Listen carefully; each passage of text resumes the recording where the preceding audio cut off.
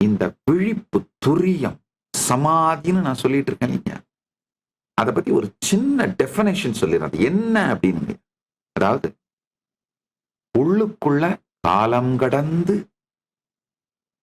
நித்திய நிகழ்வுல இருப்பீங்க.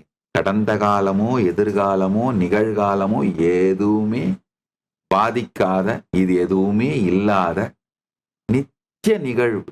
இப்ப இருக்கிற இந்த நிகழ்வு, இந்த நித்திய நிகழ்வுல இருப்பீங்க. வெளியில நீங்க உபயோகப்படுத்துற இந்த மனம், உடல், இதை வச்சு செயல்படுறது எப்படின்னு பண்ணுவீங்கன்னா, ஒவ்வொரு வினாடியும் உங்கள் வாழ்க்கை என்பதை புரிந்து செயல்படுவீங்க.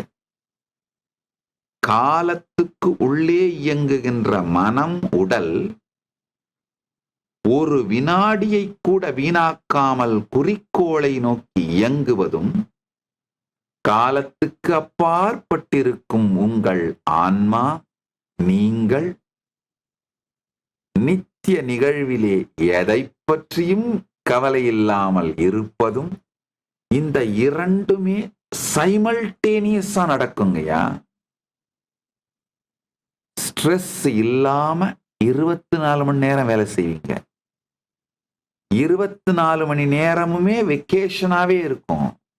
அதுவே வெக்கேஷனா இருக்கும், அதுவே வேலையா இருக்கும், அதுவே இனிமையான என்டர்டெயின்மெண்டா இருக்கும், அதுவே வாழ்க்கையோட என்டர்டெயின்மெண்டா இருக்கும். அதுதான் என்லைட்டன்மெண்ட். என்டர்டெயின்மெண்ட்டும் என்டர்டெயின்மெண்ட்டும் ஒர்க்கும், உங்களுடைய தொழில், உறவுகள், வாழ்க்கை, வெக்கேஷன், இது எல்லாமும் ஒன்னா 24 மணி நேரமும் ஒரே மூட்ல இருக்கும். அதாங்க என்லைட்டன்மெண்ட்.